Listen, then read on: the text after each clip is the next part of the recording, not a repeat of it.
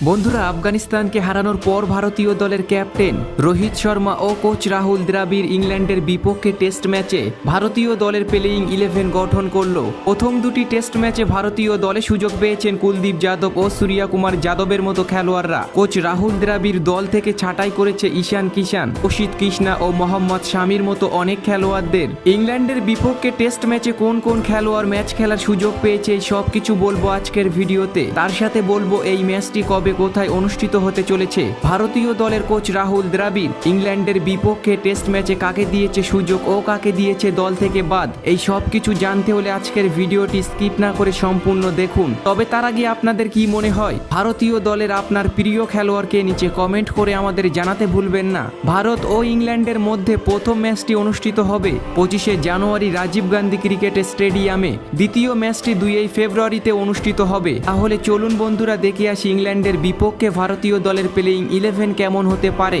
ইংল্যান্ডের বিপক্ষে খেলার সুযোগ পেয়েছেন ক্যাপ্টেন রোহিত শর্মা।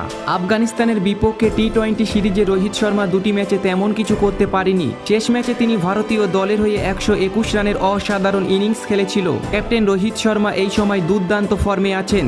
এমন সেঞ্চুরি হাঁকানো পারফরমেন্স আমরা সকলেই ইংল্যান্ডের বিপক্ষে দেখতে পাবো। ক্যাপ্টেন রোহিত শর্মার পর দলে সুযোগ পেয়েছেন শুভমান গিল। এই সময় শুভমান গিল দলের হয়ে তেমন কিছু করতে পারছে না। তারপরেও বিসিসিআই শুভমান গিলের উপর ভরসা করে ইংল্যান্ডের বিপক্ষে টেস্ট ম্যাচ খেলার সুযোগ দিয়েছে।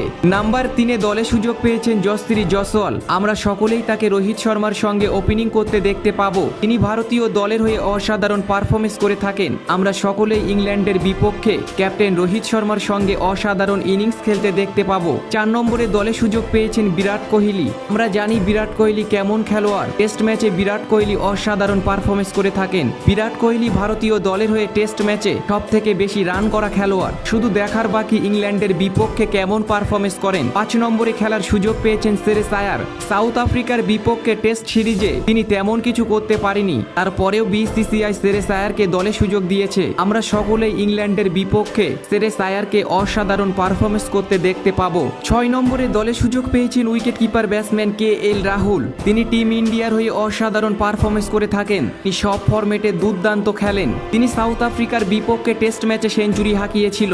আর এমন ভয়ঙ্কর ইনিংস ইংল্যান্ডের বিপক্ষে আমরা সকলেই দেখতে চলেছি। নাম্বার 7-এ দলে সুযোগ পেয়েছেন wicket keeper batsman SK Bharat. তিনি উইকেট কিপিং এর জন্য সুনাম অর্জন করেছেন। বিসিসিআই তার উপর ভরসা করে দলে সুযোগ দিয়েছে। 8 নম্বরে দলে সুযোগ পেয়েছেন ধ্রুব জুরেল। তিনি তরুণ খেলোয়াড়, ব্যাট হাতে দুর্দান্ত পারফরমেন্স করে থাকেন তিনি। 9 নম্বরে দলে সুযোগ পেয়েছেন রবিচন্দ্র অশ্বিন। তিনি টেস্ট ম্যাচে অসাধারণ পারফরমেন্স করে ব্যাটারদের কোমর ভেঙে দেন। তার উপর ভরসা করেছে ইংল্যান্ডের বিপক্ষে তিনি দুর্দান্ত বোলিং করে ভারতীয় দলকে জয়ের রাস্তা দেখাবে।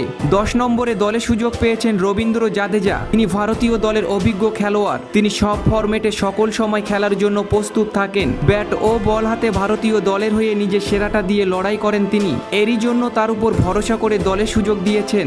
11 নম্বরে খেলার সুযোগ পেয়েছেন আকসার প্যাটেল। তিনি এই সময় অসাধারণ ফর্মে আছেন। ব্যাট হাতে তিনি পিছিয়ে নেই। ইংল্যান্ডের বিপক্ষে আকসার প্যাটেল নিজের সেরাটা দিয়ে বল করে ভারতীয় দলকে দুর্দান্ত জয়ের রাস্তা দেখাবে। বন্ধুরা, ইংল্যান্ডের বিপক্ষে ভারতীয় দলের প্লেয়িং 11 আপনাদের কেমন লাগলো সে কমেন্ট করে আমাদের জানাতে ভুলবেন না।